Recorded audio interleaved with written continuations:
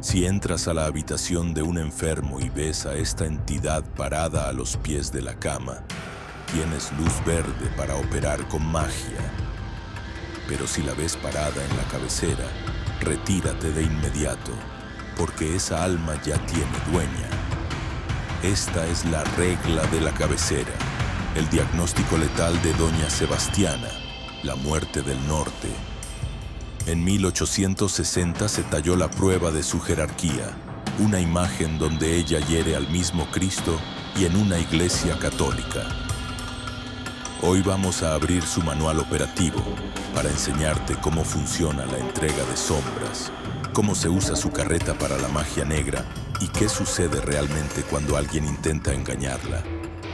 Antes de empezar, te advierto, nunca la confundas con la Santa Muerte. Comencemos.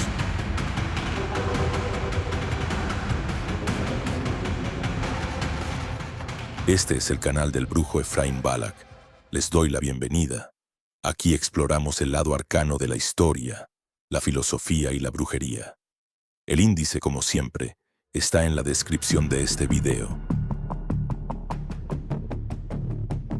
En 1860, dentro de una iglesia de adobe en Las Trampas, Nuevo México, un santero llamado Nazario López talló una escena que todavía incomoda. Doña Sebastiana, sentada en su carro, dispara una flecha al torso de un Cristo crucificado.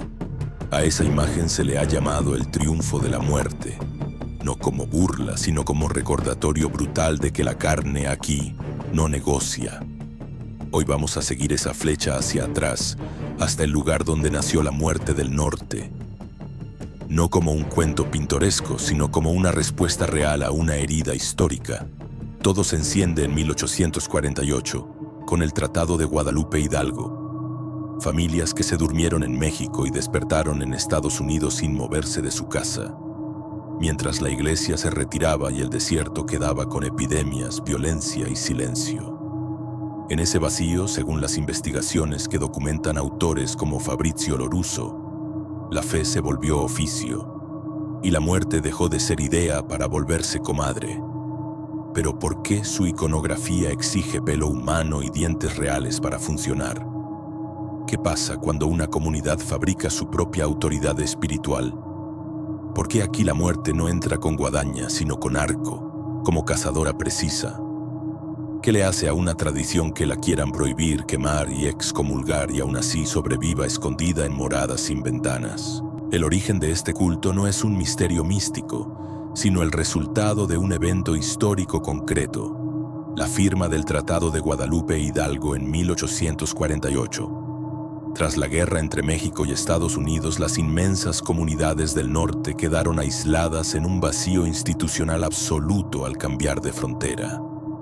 Investigadores académicos como Fabrizio Loruso han documentado en sus estudios que, ante la retirada del clero católico mexicano y la ausencia de autoridad estatal, los pobladores tuvieron que gestionar su propia protección espiritual para sobrevivir en un entorno hostil.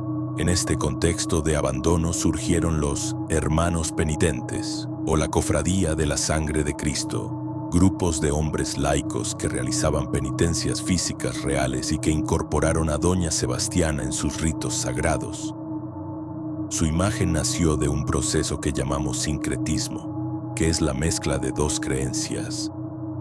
Los misioneros franciscanos habían introducido la devoción a San Sebastián, el mártir atado y flechado. La población, amenazada por la guerra y las epidemias, fusionó las flechas del santo con la figura de la parca europea, cambiando el género de la entidad para crear a Sebastiana, una muerte femenina, armada y cazadora.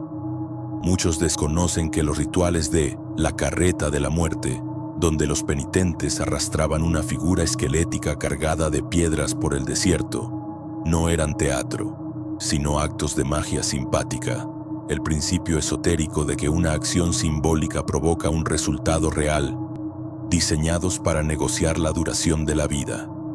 Una prueba material innegable de esto es la escultura tallada en 1860 por el santero Nazario López en el pueblo de Las Trampas, Nuevo México, que muestra a Doña Sebastiana sobre su carro disparando una flecha al propio Cristo crucificado. Esto representa el triunfo de la muerte, un concepto esotérico que nos enseña que en el plano físico y terrenal, la muerte tiene jerarquía y autoridad incluso sobre la divinidad encarnada.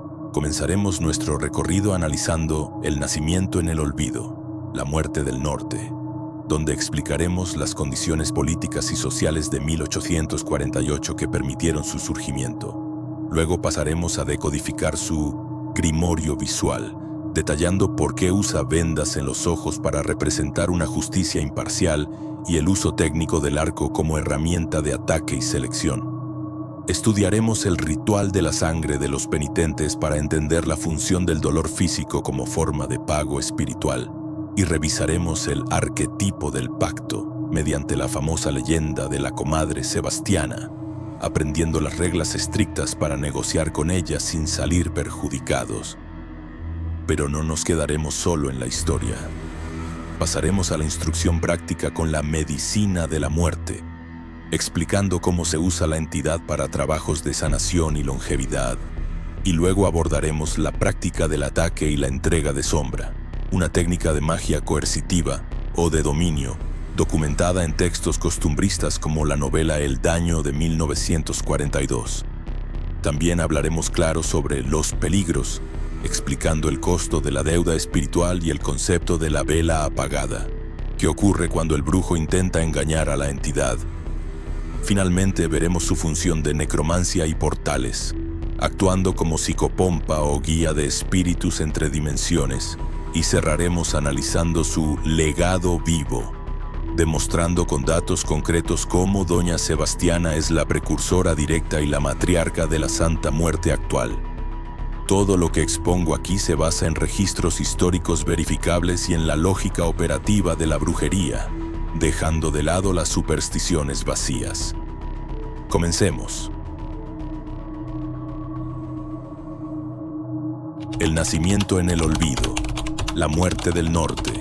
Para comprender de verdad cómo opera y qué mueve a Doña Sebastiana, tenemos que plantarnos firmes en el suelo donde nació, porque en este oficio sabemos que el origen es destino y el contexto lo es todo. Esta entidad no apareció de la nada como un truco de magia de salón. Es el resultado directo de una fractura brutal en la historia.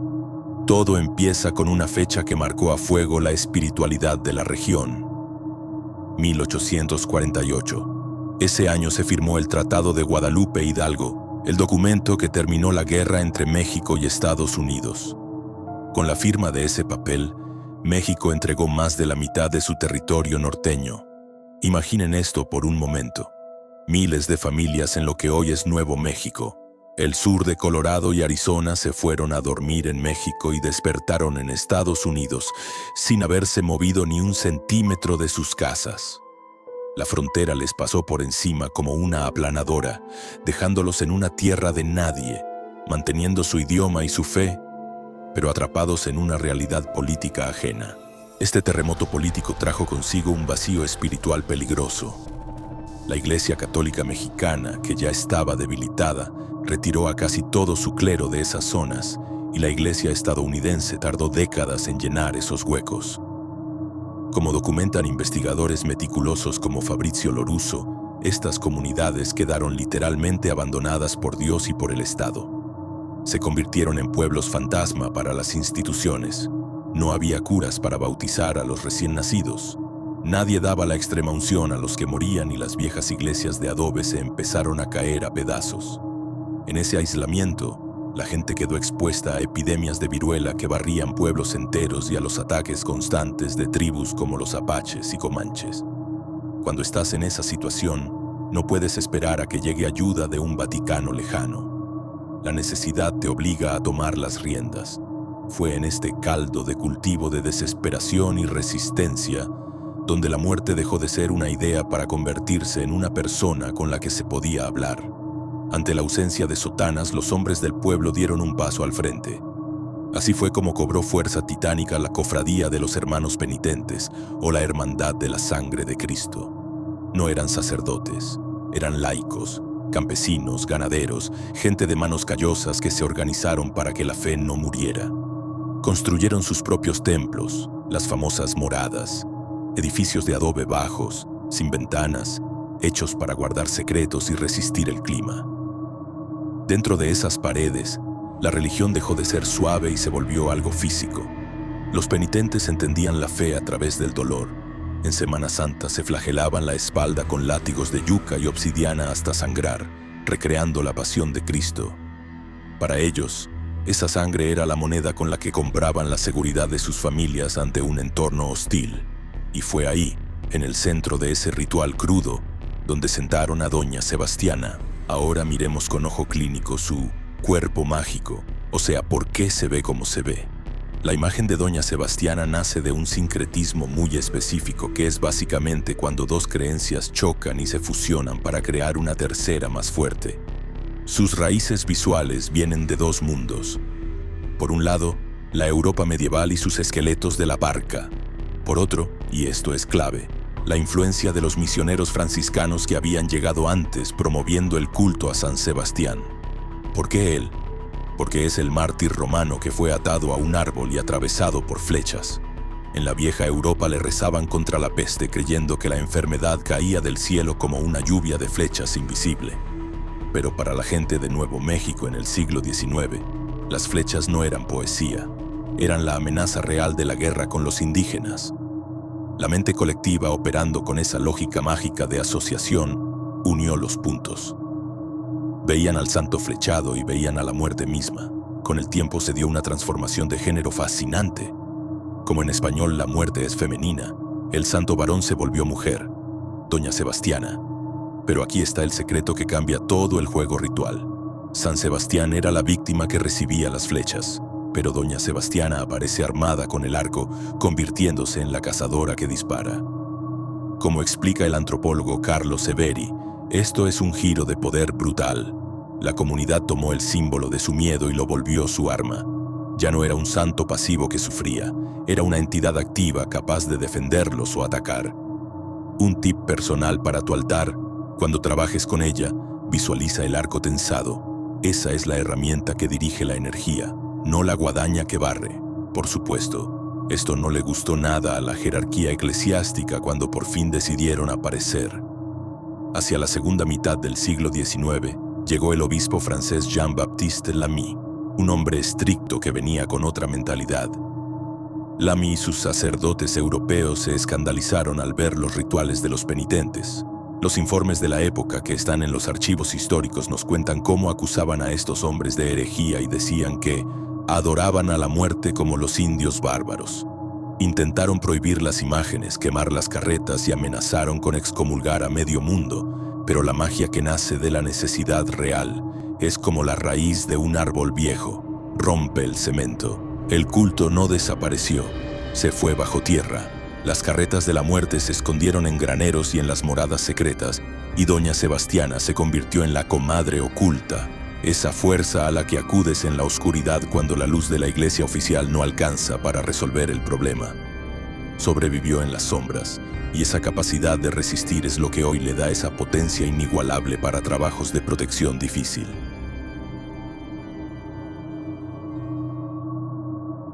El grimorio visual. Decodificando la iconografía de Sebastiana. Para descifrar el verdadero poder operativo de doña Sebastiana, debemos leer su estructura física no como una decoración artística, sino como un mapa de instrucciones precisas. Si hoy entras a un mercado esotérico, tu ojo buscará instintivamente la guadaña, esa herramienta agrícola diseñada para cegar hierba al ras del suelo.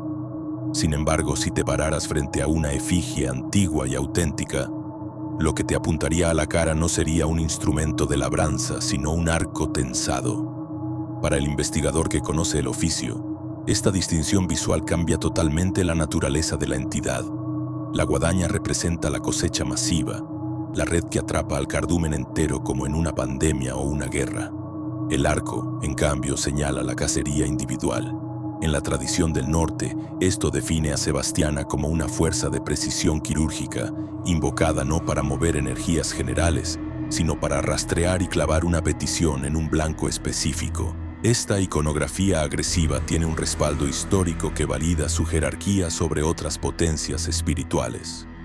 En el año 1860, el santero Nazario López talló una de las imágenes más controversiales en la historia del arte sacro para la iglesia de San José de Gracia en el pueblo de Las Trampas, Nuevo México. La escultura, conocida históricamente como la muerte en su carro, muestra a doña Sebastiana sentada en su trono de madera, pero no está quieta. La figura está disparando su flecha directamente al torso de un Cristo crucificado. Quiero que se detengan en esto. Una imagen permitida dentro de una comunidad católica donde la muerte ataca y vence a Dios mismo. Esto se conoce teológicamente como el triunfo de la muerte. Una doctrina antigua que recuerda que, en el plano físico, la carne es mortal sin excepciones. Aunque para la doctrina cristiana puede sonar escandaloso, mágicamente es una revelación brutal, pues nos dice que la muerte tiene autoridad incluso sobre la divinidad encarnada. La lógica aquí es simple. Si ella tuvo el permiso y el poder de tocar a Jesús, no existe enemigo humano ni problema terrenal que sea inmune a su flecha. Si nos acercamos al rostro de la entidad, la tradición de los hermanos penitentes se separa radicalmente de la estatuaria de mármol europea. Los artesanos del desierto necesitaban que la imagen tuviera presencia biológica para sentirla real, convirtiéndola en un fetiche, un objeto cargado de poder vivo. Registros de instituciones como el Brooklyn Museum detallan que estas tallas incorporaban cabello humano real en el cráneo de madera y dientes de hueso animal. Al usar materiales orgánicos de la propia comunidad, creaban un vínculo de familiaridad inquebrantable. No le hablaban a un símbolo abstracto, sino a una comadre, construida con su misma materia. Finalmente, es imposible entender la operatividad de Sebastiana sin su trono móvil. La carreta. No es un simple pedestal para transportarla, es un vehículo mágico de tránsito. Históricamente, este símbolo conecta con dos traumas colectivos profundos: los carros de la peste medievales que recogían cadáveres por miles en Europa, y las carretas del Camino Real de tierra adentro, la ruta comercial donde los colonos que morían en la travesía eran transportados. La carreta es el símbolo del viaje inevitable. En los rituales de Semana Santa, los hermanos penitentes no solo sacaban a pasear a la imagen por devoción, llenaban la carreta de piedras pesadas y la arrastraban con cuerdas, a veces caminando descalzos sobre terreno difícil. Esto es lo que llamamos magia simpática: realizar una acción física para obtener un resultado espiritual. Al arrastrar el peso físico de las piedras, buscaban materializar y luego soltar el peso espiritual de sus culpas, como quien se quita una mochila llena de plomo. Hay un detalle sensorial que aterrorizaba a los pueblos del norte y que todavía se usa como referencia en diagnósticos mágicos: el sonido. Las ruedas de estas carretas eran de madera maciza y deliberadamente no se engrasaban. Estaban diseñadas para rechinar con un sonido agudo y penetrante que rompía el silencio del desierto. La leyenda oral que ha sobrevivido hasta hoy en zonas rurales de Sinaloa y Nuevo México asegura que si escuchas el crujido de una carreta en una noche despejada y sin tráfico, es doña Sebastiana haciendo su ronda. No es un sonido cualquiera, es un augurio. Se dice que la carreta no se detiene a descansar. Si el ruido cesa frente a tu casa, es porque ha venido a cargar a alguien. En la práctica moderna, la carreta nos enseña que la muerte es un proceso en constante movimiento. Cuando hacemos trabajos para desterrar una enfermedad o una mala racha, visualizamos mentalmente que subimos el problema a la carreta de Sebastiana para que ella se lo lleve lejos, más allá del horizonte, hacia ese lugar lejano de donde nada regresa. La carreta es en esencia la herramienta de transporte y limpieza más definitiva del grimorio visual de esta entidad. Vamos a hacer un breve paréntesis para comentarte. La mayoría de las personas que me contactan, que no son pocas, me han pedido que explique más sobre demonología, entes y deidades que pueden ayudar en las intenciones del amor. Es por esa razón que me he tomado la molestia de crear la guía más completa que podrás encontrar sobre entes y demonios del amor. Incluye el sigilo correspondiente por cada uno y la forma de invocación para que pueda ayudarte. Es una guía muy completa. Este material lo dejo en un enlace en la descripción. Por otro lado, si te interesa profundizar más en la magia negra, tenemos un grupo privado, donde está, por así decirlo, mi aquelarre de aprendices. Ahí conversamos y debatimos temas más profundos de la brujería. Las plazas son limitadas. El enlace también está en la descripción. Finalmente, si te interesa contactarme para algún trabajo de cualquier tipo, mi único correo es efraimbalak@gmail.com y mi única web es efraimbalak.org. No intenten comunicarse por otro medio. Gustoso les atenderé. Tengan en cuenta, por favor, que muchas personas intentan contactarse conmigo y a veces me resulta demoroso responder a todos, pero siempre lo hago. Para acabar, incluyo en la caja de descripción un regalo si están interesados en la magia negra y los hechizos de amor. Continuemos. El ritual de la sangre, los penitentes y el triunfo de la muerte.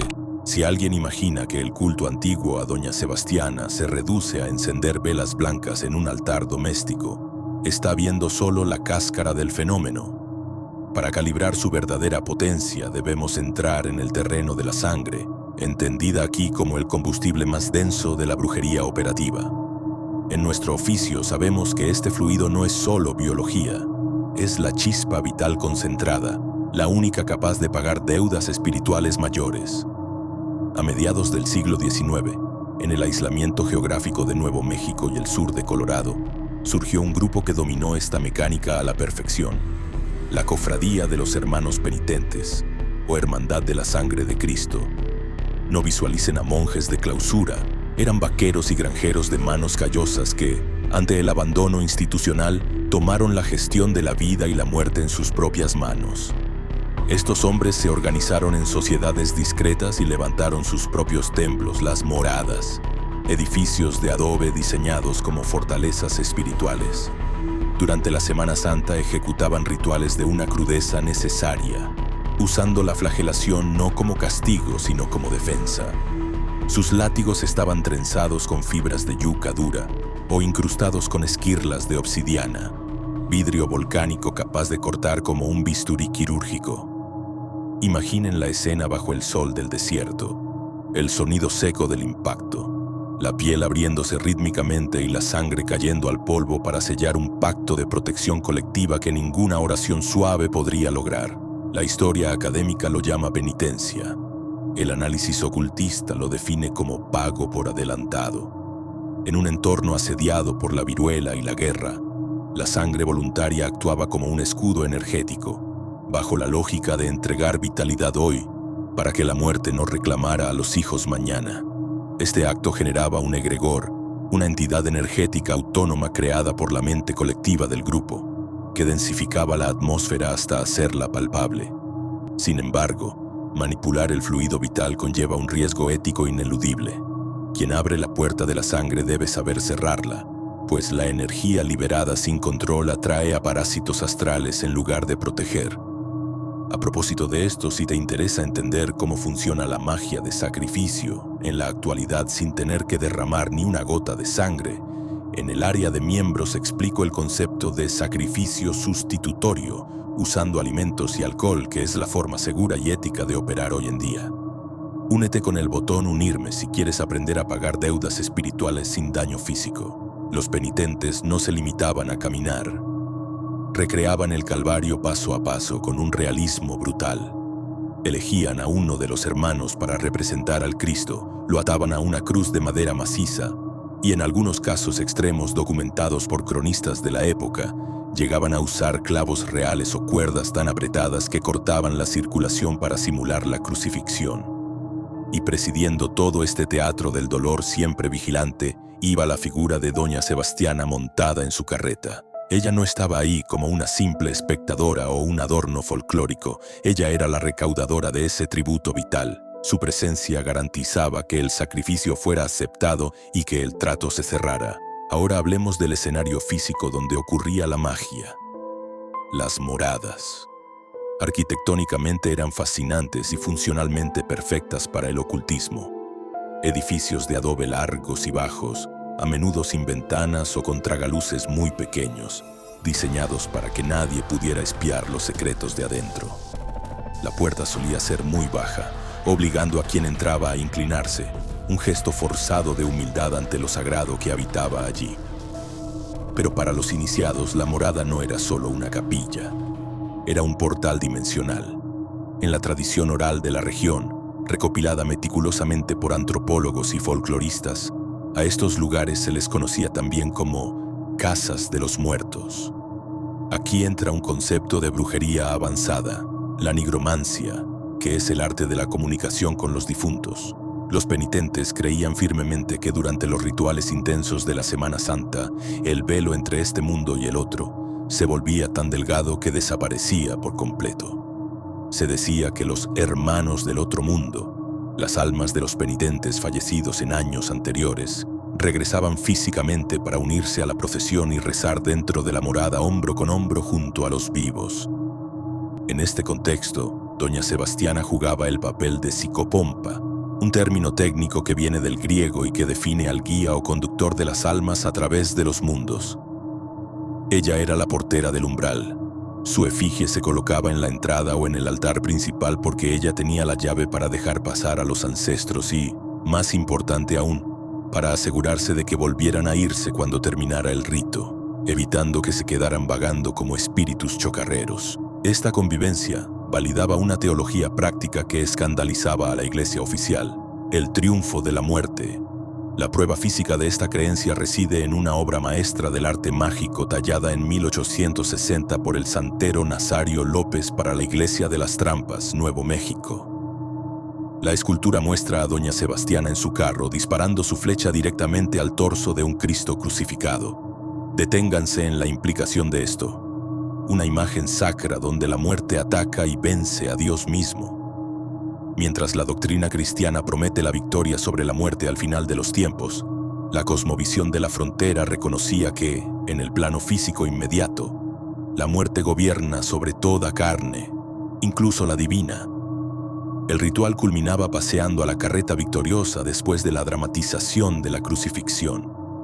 Durante los días que Jesús yacía simbólicamente en la tumba, doña Sebastiana se convertía en la reina absoluta de la realidad material. Para el brujo, este lapso representa el momento de mayor poder operativo para peticiones imposibles. La lógica es implacable. Si ella tiene autoridad sobre la divinidad encarnada, no existe juez, enemigo o enfermedad que escape a su jurisdicción. Los registros cuentan que la gente, al ver pasar a la comadre triunfante, le arrojaba monedas y joyas a la carreta, no para el Cristo, sino para ella. Entendían que aunque la salvación del alma dependiera del cielo, la duración del cuerpo en la tierra era una decisión exclusiva de la señora de la flecha.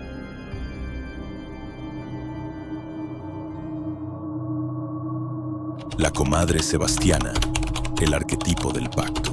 Para nosotros, los que caminamos por este sendero oculto, los cuentos folclóricos no son simples historias para entretener a los niños antes de dormir. Son manuales de instrucciones codificados que esconden las reglas operativas de la magia real. No existe relato más vital en el grimorio oral del norte que la leyenda de la comadre Sebastiana, recopilada meticulosamente por folcloristas como Aurelio M. Espinosa a principios del siglo XX. Esta narración contiene la estructura fundamental del pacto y comienza con un arquetipo clásico. Un hombre pobre que, harto de su miseria, huye al monte para comerse un festín solitario. En ese aislamiento se le aparecen tres figuras jerárquicas pidiendo compartir su alimento. Primero rechaza a Jesucristo, argumentando que no es parejo porque a unos les da imperios y a otros basura. Luego rechaza al diablo, acusándolo de traicionero. Finalmente, aparece una mujer descarnada, doña Sebastiana, y a ella sí la invita a sentarse. La respuesta del leñador establece la base filosófica de nuestra brujería. A ti te doy porque tú eres la única justa. Te llevas al rico y al pobre, al gordo y al flaco, al obispo y al peón, sin hacer distinciones. Aquí está la clave del pacto. El brujo no busca a la muerte porque sea mala, sino porque es neutral. Al invitarla a comer, el leñador establece un vínculo sagrado en la cultura hispana, el comadrazgo. En nuestra tradición, compartir el pan y la sal crea un lazo de parentesco espiritual tan fuerte como la sangre. Al llamarla comadre, ella deja de ser una amenaza abstracta y se convierte en familia. Y como buena pariente, ella decide pagar el favor otorgándole un don sobrenatural. Este es el principio de reciprocidad que rige toda operación mágica. Tú alimentas a la muerte con ofrendas, atención y energía, y ella te alimenta a ti con poder, como pago por la cena. Doña Sebastiana convierte al leñador en un curandero infalible. Le otorga la capacidad de verla a ella cuando los demás no pueden, una facultad que en el ocultismo llamamos visión etérica, esa capacidad de percibir lo que otros ignoran. Pero este poder viene con una cláusula contractual estricta, una regla de oro que no se puede romper. Ella le dice: cuando entres a la habitación de un enfermo, me verás ahí. Si estoy parada a los pies de la cama, significa que la enfermedad es natural o pasajera. Puedes darle cualquier hierba o agua y sanará, y tú cobrarás fama y dinero. Pero si me ves parada a la cabecera de la cama, no lo toques. Significa que esa alma ya es mía, que ha sido llamada, y no hay medicina ni rezo que valga. Esta técnica de diagnóstico, conocida como la regla de la cabecera y los pies, es algo que los brujos tradicionales del norte y los curanderos de la línea de la Santa Muerte siguen utilizando hoy en día, aunque sea de forma simbólica o intuitiva. Cuando hacemos una consulta de salud con las cartas o con el péndulo, lo que estamos preguntando es esencialmente esto: ¿dónde está parada la muerte? Si la muerte está a los pies, está en posición de espera. Hay permiso para intervenir, para operar, para hacer rituales de sanación. Es luz verde. Pero si la muerte está a la cabecera, está en posición de dominio, tomando posesión de la mente y el aliento del paciente. En ese caso, la ética del brujo y su instinto de supervivencia le dicta retirarse. Interferir cuando la muerte está a la cabecera es declararle la guerra a tu propia aliada, y eso es un suicidio espiritual. El leñador del cuento, convertido ahora en un médico famoso gracias a su pacto, respeta esta regla durante años y amasa una gran fortuna. Esto nos enseña que la relación con Doña Sebastiana puede traer prosperidad material. Ella no pide pobreza. De hecho, en la tradición del norte, se le asocia con el hallazgo de tesoros ocultos y la suerte en el juego. Porque la suerte y la muerte son las dos únicas cosas que cambian el destino de un hombre en un segundo. Sin embargo, el relato nos advierte que el poder corrompe el juicio. El curandero empieza a creer que el poder es suyo, olvidando que es solo un préstamo. Y aquí es donde la historia da un giro hacia la tragedia y la lección final. El nudo dramático llega cuando un rey o un hombre inmensamente rico cae enfermo.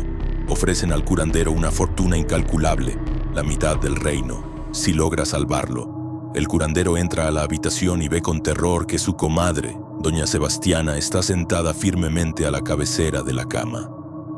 La sentencia es de muerte, pero la codicia del hombre es más fuerte que su prudencia.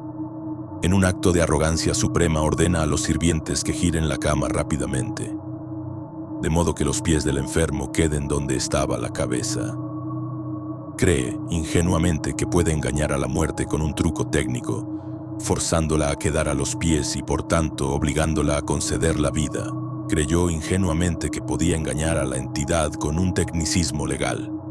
El enfermo mejoró, sí, pero en ese instante Doña Sebastiana no dijo una palabra. Simplemente le hizo una seña a su compadre para que la siguiera. Lo condujo a un lugar fuera del tiempo, descrito en las crónicas como una caverna inmensa. Imaginen por un momento estar ahí. El aire está viciado y caliente, y la oscuridad se rompe por la luz de miles de velas, unas altas y robustas, otras reducidas a pabilos ahogándose en cera líquida. Estas son las vidas de los hombres, le susurró ella con voz fría. El curandero vio la vela del rey, que había crecido artificialmente, y luego buscó la suya. Fue allí donde Sebastiana le reveló la letra pequeña que todo operador debe tatuarse en la memoria. Una vida se paga con otra. En la magia de la muerte, el equilibrio es matemático y absoluto. No se puede crear tiempo de la nada. Al robar vida para alguien que debía morir, el curandero tuvo que cubrir el déficit con su propia cuenta bancaria vital. La comadre le señaló una llama diminuta que parpadeaba agónicamente y le dijo: «Esa es la tuya, compadre». Justo cuando el hombre intentó negociar, la llama se extinguió y él cayó muerto al instante. Este desenlace no es un castigo moral por ser malo, es una consecuencia mecánica de la física espiritual. El arquetipo del pacto nos enseña que doña Sebastiana es la aliada más poderosa del mundo si respetas sus leyes, pero se convierte en la jueza más implacable si intentas ser más listo que ella. Práctica I. La medicina de la muerte, sanación y longevidad. A primera vista, puede parecer una contradicción absoluta, casi una locura, acudir precisamente a la muerte para pedir salud, pues en la mente de la persona común, la muerte representa el final de la biología y la antítesis de la vida misma. Sin embargo, en el oficio de la brujería operativa trabajamos bajo leyes más antiguas y profundas que las de la medicina convencional, guiándonos por lo que llamamos la paradoja del juez. Este principio establece que solo aquel que posee la autoridad suprema para dictar una sentencia de ejecución es quien tiene el poder real y legal para firmar un indulto. Si doña Sebastiana es la encargada cósmica de cortar el hilo de la vida con su flecha, entonces es ella, y nadie más, quien puede decidir no disparar, bajar el arco y otorgar una prórroga. Por eso, cuando enfrentamos enfermedades terminales o situaciones críticas donde la ciencia médica ya ha tirado la toalla, no corremos al santo de la salud, sino que vamos directamente a la dueña del final, porque entendemos que solo ella tiene la capacidad de detener el proceso que ella misma administra. Esta noción no es un invento moderno ni una ocurrencia reciente de la nueva era, sino que está documentada históricamente en las oraciones de los propios penitentes del siglo XIX.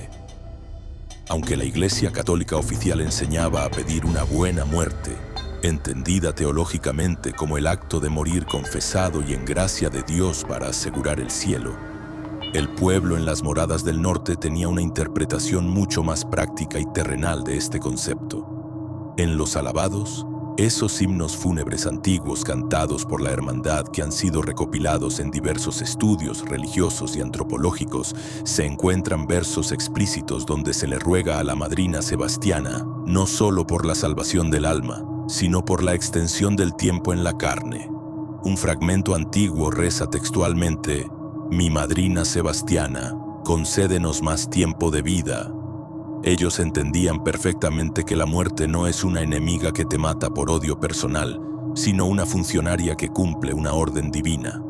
Y como toda funcionaria, si presentas los papeles adecuados y el pago correcto, puede poner tu expediente al final de la pila y darte un respiro. Entremos ahora en la materia operativa del ritual para que entiendan cómo se maneja esto en el altar. Cuando un brujo invoca a doña Sebastiana para sanación, el código de colores cambia drásticamente respecto a otros trabajos. Olviden las velas negras de protección o las rojas de dominio y pasión. Aquí trabajamos principalmente con el blanco, el azul y en ocasiones el verde. El blanco se usa para purificar el espíritu del enfermo, pero el azul es fundamental porque es el color esotérico de la salud mental y física, relacionado directamente con el elemento aire y el aliento vital que mantiene los pulmones funcionando. En la práctica tradicional se coloca una fotografía del enfermo o una prenda impregnada con su sudor, lo que llamamos un testigo, un objeto que vincula energéticamente al paciente con el altar, bajo la imagen de Sebastiana. No se le pide salud en abstracto como si fuera un deseo vago, sino que se negocia tiempo concreto, y se debe ser muy específico en la petición. Comadre, no te lleves a este hombre todavía. Su misión no ha terminado. Sus hijos aún no caminan solos, tiene deudas que pagar. Se apela a la justicia y a la necesidad, no al capricho. Aquí es donde entra el principio mágico de sustitución de dolor. Recordemos que los antiguos penitentes se flagelaban físicamente para no morir, ofreciendo su sufrimiento a cambio de vida. En la práctica moderna no necesitamos desollarnos la espalda con látigos, pero sí debemos ofrecer un sacrificio de esfuerzo equivalente bajo la ley de que no se recibe nada a cambio de nada. Si pides que un familiar se salve de una operación peligrosa, debes ofrecer algo que te cueste sudor. Una promesa de servicio, peregrinar a pie a un santuario lejano, dejar un vicio arraigado o realizar obras de caridad difíciles en nombre de la muerte durante un tiempo determinado. La regla es simple: la muerte no regala nada, la muerte vende tiempo, y la moneda de cambio es tu energía vital dedicada a ella. Si el enfermo se recupera milagrosamente, esa vida extra es, técnicamente, un préstamo. Se dice en la tradición que las personas salvadas por Sebastiana llevan una marca invisible y viven en tiempo prestado, por lo que deben vivir con un respeto absoluto hacia la entidad que les perdonó la ejecución, pues el contrato puede revocarse si se falta al respeto. Sin embargo, existe un límite técnico que ningún operador sensato se atreve a cruzar. Antes de encender la primera vela azul, es obligatorio realizar un diagnóstico de posición. Imaginen la escena en la consulta. El brujo sostiene el péndulo sobre la fotografía del enfermo, conteniendo la respiración mientras espera el movimiento que dictará sentencia. Si la herramienta indica que la entidad está a los pies, hay permiso para luchar con hierbas y rituales. Pero si el diagnóstico revela que doña Sebastiana está parada firmemente a la cabecera, tomando posesión de la mente y el aliento, la intervención está prohibida. Insistir en la curación en ese punto es un acto de soberbia que se paga caro. Cuando la muerte reclama la cabecera, el brujo deja de ser sanador y se convierte en facilitador de la transición. Aquí aplicamos la segunda cara de la medicina: pedir que el final sea rápido y sin dolor, solicitando la verdadera muerte santa. Esto es un acto de caridad inmensa.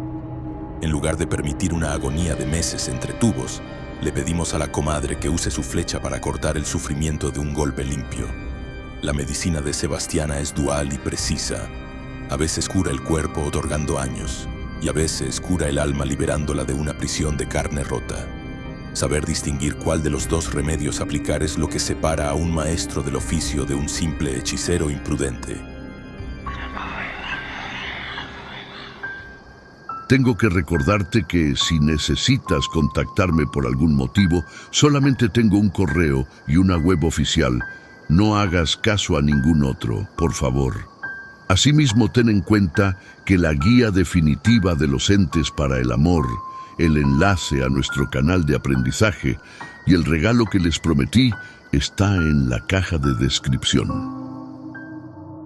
Práctica segundo: el ataque y la entrega de sombra, magia coercitiva. Hasta el momento hemos hablado de defensa y sanación, pero sería deshonesto de mi parte, y peligroso para ustedes, ocultar la otra mitad del grimorio, porque en la brujería operativa existe un principio de dualidad que no podemos ignorar. La misma mano que tiene la facultad de curar es la mano que tiene el conocimiento para matar. Doña Sebastiana, por su propia naturaleza de cazadora armada con un arco, es una entidad excepcionalmente eficaz para lo que llamamos magia coercitiva, que es básicamente el uso de la fuerza espiritual para doblegar una voluntad ajena o neutralizar una amenaza. La lógica aquí es fría y militar. Si tienes un enemigo que pone en riesgo tu supervivencia o la de tu familia, no le envías luz y amor, le envías a la muerte para que lo detenga. El arco de Sebastiana no está de adorno, está diseñado para disparar, y cuando un brujo decide tensar esa cuerda, no está jugando a asustar, está dictando una sentencia espiritual sobre la cabeza de otro ser humano. En el contexto histórico del norte, donde la ley del hombre era prácticamente inexistente y la justicia se decidía a balazos o con la horca, la brujería de ataque cumplía una función social de justicia nocturna. Si alguien te robaba el ganado, quemaba tu cosecha o dañaba a tu hija y el sheriff no hacía nada, acudías a la comadre. Ella se convertía en la ejecutora invisible, la vengadora que podía entrar a las casas cerradas donde las balas no llegaban. Por eso, en los altares de trabajo pesado, la imagen de Sebastiana cambia de posición y de trato. Ya no se le ponen flores blancas ni agua clara. Se le ofrece aguardiente fuerte, tabaco negro, y se le calienta el ambiente con velas negras o rojas, indicándole con estos elementos que ha llegado la hora de salir de cacería. No es un trabajo para curiosos, es un acto de guerra mágica que requiere precisión absoluta, porque si fallas el tiro, la flecha puede rebotar y clavarse en quien la disparó. Entremos en la mecánica del ritual más temido, la entrega de sombra. Para entender esto, primero hay que definir qué es la sombra en la tradición mágica mestiza e indígena. La sombra no es la silueta oscura que proyectas en el piso cuando hay sol. Es tu cuerpo vital, la energía invisible que anima tu biología, lo que te mantiene de pie y respirando. Si te quitan la sombra, el cuerpo físico se queda sin sustento y comienza a marchitarse inevitablemente, como una planta a la que le cortan la raíz principal. El ataque con Doña Sebastiana consiste precisamente en eso: capturar la sombra de la víctima y entregársela a la muerte para que ella se la lleve o la consuma. Para lograr esto, utilizamos la magia simpática, que se basa en el principio de que lo similar afecta a lo similar, creando un vínculo a distancia. El brujo confecciona un fetiche o muñeco, lo que en otras tradiciones llaman puppet. Este muñeco no es un juguete, es un doble energético de la víctima. Para que funcione debe llevar algo que pertenezca al objetivo. Recortes de uñas, cabellos, un trozo de ropa usada sin lavar o incluso tierra pisada de su zapato. Una vez que el muñeco está bautizado con el nombre del enemigo, se coloca en el altar frente a Doña Sebastiana. Aquí es donde la operación se vuelve letal. No se le pide a la muerte que simplemente asuste al enemigo, se le hace una oferta formal. El brujo le dice a la entidad: «Comadre, te entrego a fulano de tal, su sombra es tu pago, cóbrate con ella». Se visualiza el arco tensado apuntando al muñeco, marcando al objetivo en el mundo espiritual. Es como ponerle el rastro de una presa a un perro de caza. Una vez que Sebastiana capta el olor de esa sombra específica, no se detendrá hasta encontrarla. Existe un registro literario fascinante que, aunque es una novela costumbrista, documenta con precisión de antropólogo cómo se realizaban estos rituales en la tradición compartida de los Andes y el norte. Me refiero a la obra El Daño, de Carlos Camino Calderón, publicada en 1942. En este texto, que retrata las prácticas de brujería reales de la época, vemos a un brujo llamado Lorenzo Ipanaque invocando explícitamente a nuestra entidad para destruir a un hombre. La fórmula que utiliza es escalofriante y revela los síntomas clínicos del ataque. Doña Sebastiana quiere hacerle daño al viejo don José Miguel. Lo primerito que quiere Doña Sebastiana es que el viejo vea, pero que no pueda hablar ni moverse. Presten atención a la descripción precisa del maleficio. Que vea, pero que no pueda hablar ni moverse. Esto es característico del ataque de Sebastiana, a diferencia de otros espíritus que causan accidentes violentos o fiebres rápidas. La muerte del norte a menudo comienza con una parálisis progresiva o un enfriamiento de la vida. La víctima siente que se le van las fuerzas, los médicos no encuentran nada en los análisis y poco a poco se va quedando quieta, muda, como si la muerte la estuviera convirtiendo en piedra antes de llevársela. En el ritual descrito por Camino Calderón, el brujo termina lanzando la sombra del enemigo a un cerro encantado o lugar de poder, sellando el destino de la víctima con una frase lapidaria. De allí no lo saca ni el mismo San Cipriano. Esto nos lleva a la advertencia final sobre esta práctica coercitiva: la irreversibilidad. Cuando se hace una entrega de sombra a Doña Sebastiana y ella acepta el trato, lo cual se confirma si las velas del altar se consumen rápido y sin dejar restos, el proceso es casi imposible de detener. No estamos hablando de un simple mal de ojo que se quita pasando un huevo y ruda. Estamos hablando de que la muerte ha recibido permiso oficial para cosechar antes de tiempo. Se dice en el gremio que recuperar una sombra entregada a Sebastiana es como tratar de sacar la mano de la boca de un lobo hambriento. Puedes intentarlo, pero lo más probable es que pierdas el brazo en el intento.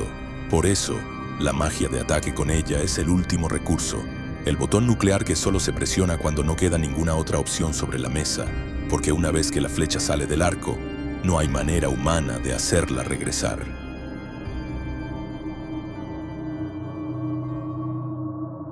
Los peligros, el costo de la deuda y la vela apagada.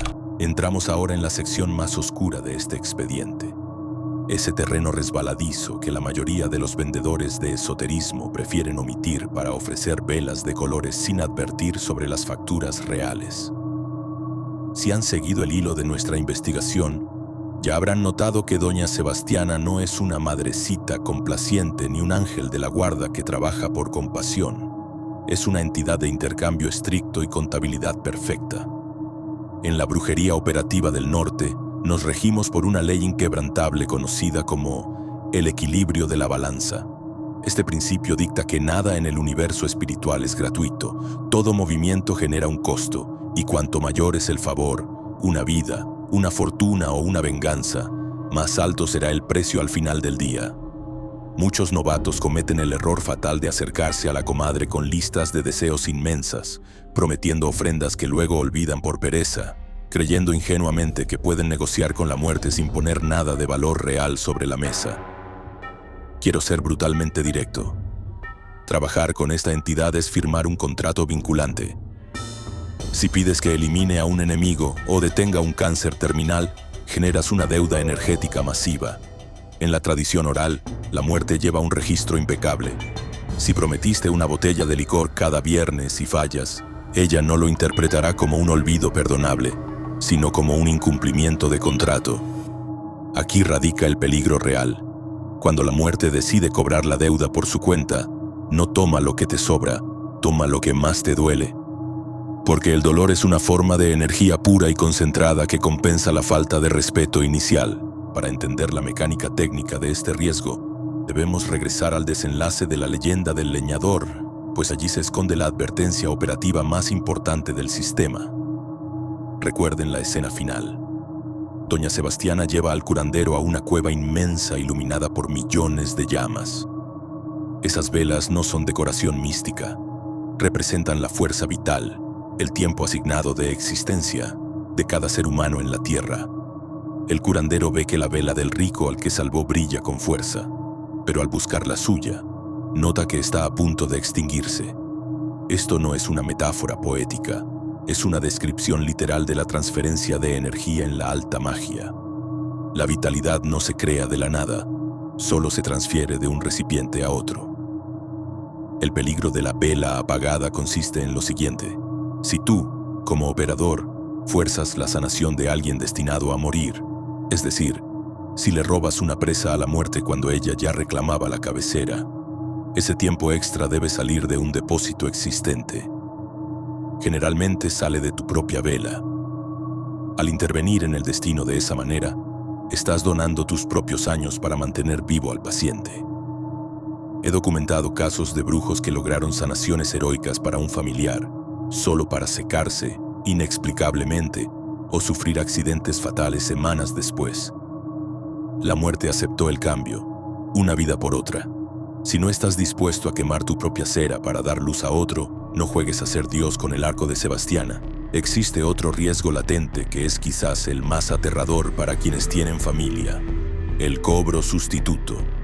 Supongamos que haces un pacto fuerte, pides riqueza o justicia, y por alguna razón no cumples con tu parte del trato.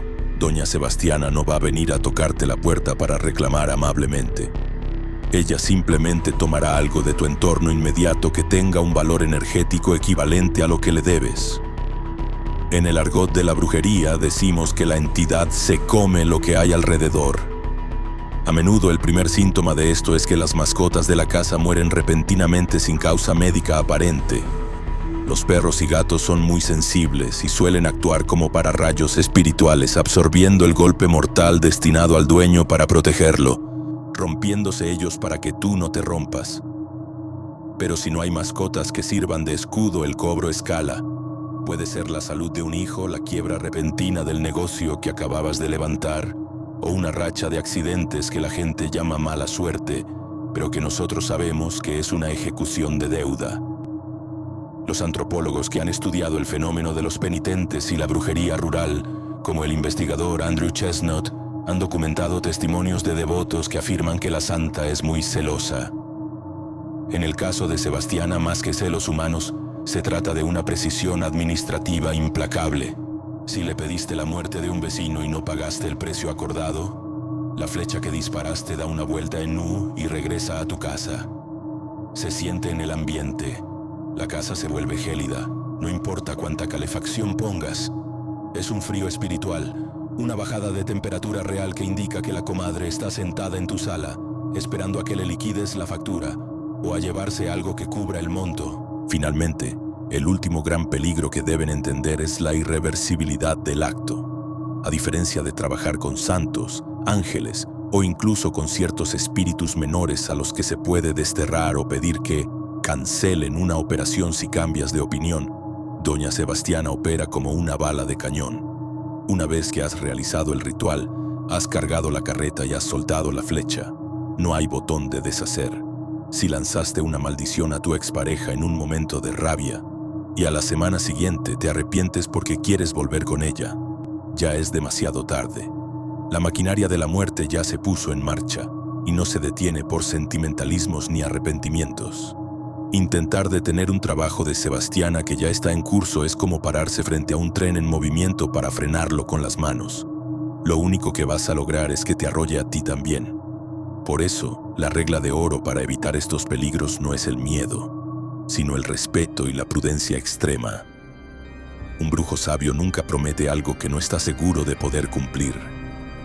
Nunca ofrece su vida a la ligera y nunca inicia un ataque si no tiene la sangre fría para ver las consecuencias, porque el cementerio está lleno de hechiceros valientes que olvidaron leer la letra pequeña del contrato.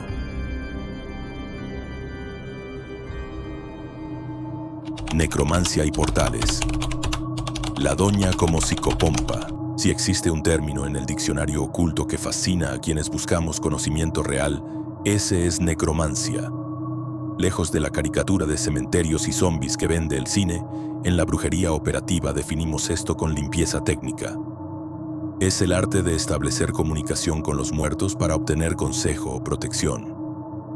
Aquí Doña Sebastiana revela su faceta más sofisticada, pues no actúa solo como la ejecutora que corta el hilo vital, sino como psicopompa, término griego que designa al guía autorizado para conducir a las almas entre dimensiones. Su carreta no es un simple símbolo de carga, es el vehículo de transporte oficial que conecta la orilla de los vivos con la de los muertos, y solo ella posee la licencia para transitar esa frontera en ambas direcciones. Para comprender su autoridad absoluta en este campo, debemos observar las prácticas documentadas de los hermanos penitentes en el siglo XIX. Según los historiadores del suroeste americano, las moradas, esas capillas secretas de adobe, no eran simples lugares de rezo, sino verdaderas casas de los muertos. Existía la certeza física entre los pobladores de que, durante los rituales de Semana Santa, los hermanos del otro mundo, los miembros fallecidos, regresaban para rezar hombro con hombro junto a los vivos. Doña Sebastiana funcionaba como la portera del umbral, colocada estratégicamente en la entrada para permitir este tránsito imposible. Ella tenía las llaves para dejar pasar a los ancestros y, crucialmente, la autoridad para regresarlos al terminar, evitando que quedaran vagando como energías estancadas en nuestro plano. En la práctica moderna, cuando un brujo necesita hablar con un difunto, ya sea un familiar que murió repentinamente dejando una herencia sin firmar, un secreto sin revelar o un ancestro poderoso que necesitamos para protección, utilizamos a Doña Sebastiana como la operadora que conecta la llamada. El ritual requiere una configuración de altar muy específica, distinta a la de sanación o guerra. Aquí dejamos de lado el negro de ataque o el azul de salud y utilizamos el color morado. El morado es el color esotérico de la transmutación y el luto real, la vibración que mejor conecta con el plano espiritual superior. En el altar se coloca obligatoriamente un vaso de agua clara, porque el agua es el elemento conductor por excelencia de la energía espiritual. Actúa como un medio denso que los espíritus usan para manifestarse. También se quema copal o mirra, resinas que históricamente se han usado en funerales y rituales prehispánicos porque su humo denso y aromático ayuda a dar cuerpo a la presencia etérica, permitiendo que la entidad se ancle en el espacio físico. Existe una técnica necromántica muy específica vinculada a esta entidad que llamamos el ritual de la silla vacía. La mecánica es sencilla pero potente. Consiste en colocar una silla común frente al altar de Doña Sebastiana, dándole la espalda a la imagen, como si la muerte estuviera cuidando la retaguardia de quien se siente ahí. Se invita al espíritu del difunto a ocupar esa silla vacía, pero antes, el brujo debe pedirle permiso formal y protección a la comadre con una instrucción de seguridad clara. Sebastiana, abre la puerta y deja pasar a fulano, y a nadie más que a él. Esta cláusula de seguridad es vital. El mundo de los muertos es como una plaza pública llena de gente desconocida. Si abres la puerta de tu casa sin vigilar, se te puede colar cualquier parásito espiritual o entidad burlona que se haga pasar por tu abuela para alimentarse de tu energía. Doña Sebastiana actúa aquí como el filtro de seguridad más eficiente que existe. Si ella está presidiendo el rito, nada que no haya sido invitado explícitamente puede cruzar el umbral sin su permiso. Una vez abierto el portal, ¿cómo sabemos que el contacto es real? No esperen ver fantasmas de sábanas blancas flotando como en las películas de Hollywood. La presencia que trae Doña Sebastiana es física y sensorial. Lo primero que ocurre, casi invariablemente, es un descenso brusco de la temperatura en la habitación. Es el famoso frío de cementerio, una señal clara de que la densidad del aire ha cambiado porque una entidad está absorbiendo calor del ambiente para manifestarse. Muchos practicantes reportan olores repentinos asociados al difunto, como su marca de tabaco, su perfume favorito, o un olor a flores frescas donde no las hay, o el movimiento antinatural de la llama de la vela, que se estira hacia arriba como si quisiera tocar el techo sin que haya corriente de aire. En este estado, la comunicación no suele ser con voces audibles, sino telepática. Las respuestas a tus preguntas aparecen en tu cabeza con una voz o un tono que no es el tuyo, o sientes emociones intensas que no te pertenecen. Es la muerte facilitando el diálogo sin palabras, pero hay una vía aún más directa que Doña Sebastiana domina a la perfección: el sueño lúcido. Dado que el sueño y la muerte son considerados hermanos gemelos en la mitología antigua, Hipnos y Tánatos, la comadre tiene acceso total a nuestro subconsciente. Una práctica común y segura entre los brujos del norte para contactar a un muerto es colocar la estampa de Sebastiana junto con la fotografía del difunto debajo de la almohada antes de dormir. Se le da la instrucción precisa: llévame en tu carreta a donde está él. Doña Sebastiana actúa entonces como psicopompa inversa. En lugar de traer al muerto aquí a nuestra realidad densa, lleva tu conciencia allá, al plano onírico, donde la comunicación es vívida y real. Al despertar, el brujo debe anotar todo de inmediato, porque esos mensajes suelen ser oro puro que se desvanece rápido. Esta capacidad de abrir y cerrar portales a voluntad es lo que convierte a Doña Sebastiana en una herramienta indispensable para cualquier trabajador espiritual serio. Ella es el puente seguro sobre el abismo oscuro que separa a los que todavía respiran de los que ya cruzaron. El legado vivo. De la carreta a la Santa Muerte. Para cerrar esta investigación operativa, debemos desmantelar el mito final. La idea errónea de que el culto a Doña Sebastiana se extinguió a principios del siglo XX. La narrativa académica oficial asegura que la modernidad y la asimilación cultural de la frontera enterraron a la muerte del norte en el olvido. Sin embargo, cualquier operador que conozca las leyes básicas de la energía sabe que una fuerza alimentada con sangre y fe durante un siglo no se desvanece por un decreto eclesiástico. Doña Sebastiana no murió. Simplemente cambió su traje de campesina decimonónica para adaptarse a la supervivencia en los tiempos modernos. La energía no se destruye, solo cambia de residencia. Lo que ocurrió realmente fue un fenómeno de latencia. Es decir, el culto se quedó dormido pero vivo bajo la superficie, esperando el momento adecuado para brotar de nuevo. Mientras las viejas tallas de madera de Sebastiana acumulaban polvo en las vitrinas de museos en Denver o Santa Fe, la esencia viva del culto viajó hacia el sur, reintegrándose al torrente sanguíneo de la espiritualidad mexicana profunda. Los antropólogos modernos y expertos académicos en el tema, como el Dr. R. Andrew Chestnut, autor del libro fundamental Devoted to Death, Devotos a la Muerte, han trazado una línea genealógica directa entre nuestra Doña Sebastiana y el fenómeno explosivo de la Santa Muerte que vemos hoy en día en todo el mundo. Chestnut llega a llamar a Sebastiana la prima chicana o la madrina ancestral de la Santa Muerte moderna. No estamos hablando de dos entidades distintas peleando por territorio. Son la misma corriente de muerte santificada, adaptándose a dos crisis diferentes. Sebastiana era la respuesta a la violencia de la frontera y la epidemia en el desierto, mientras que la Santa Muerte actual es la respuesta a la violencia urbana y la crisis económica en la ciudad. para probarles que este vínculo sigue vivo y que no es solo una teoría de libros viejos. Les voy a contar una anécdota real y fascinante que ocurrió hace muy poco, en el año 2010, en el pueblo de Chimayó, Nuevo México, un lugar histórico por ser tierra de antiguos penitentes. El párroco del santuario local, un sacerdote que intentaba reconectar con la historia cultural de la región, decidió mandar a tallar una nueva estatua de Doña Sebastiana montada en su carreta para exhibirla dentro de la iglesia. Su intención era puramente educativa y artística, como quien pone un cuadro antiguo para que los turistas vean cómo eran las tradiciones de los abuelos. Pero la magia no entiende de contextos de museo ni de intenciones pedagógicas. En cuanto la imagen de la muerte en su carreta fue colocada en una capilla lateral, sucedió algo que alarmó al clero. La gente del pueblo comenzó a dejarle monedas, notas con peticiones escritas y velas encendidas a los pies de la figura. Los viejos instintos espirituales de la comunidad despertaron de inmediato ante la presencia del ídolo. Los fieles locales no veían una pieza de arte contemporáneo. Veían a la comadre y empezaron a interactuar con ella exactamente como lo hacían sus antepasados, pidiendo favores y ofreciendo tributo real. La situación se volvió tan intensa que la iglesia tuvo que retirar la imagen poco tiempo después y trasladarla a un museo cercano para detener el culto espontáneo que había brotado de la nada. Este incidente demuestra que el arquetipo de Sebastiana está dormido, pero tiene el sueño muy ligero. Basta con poner su imagen en el lugar correcto para que la devoción se reactive automáticamente como un fuego que nunca se apagó del todo.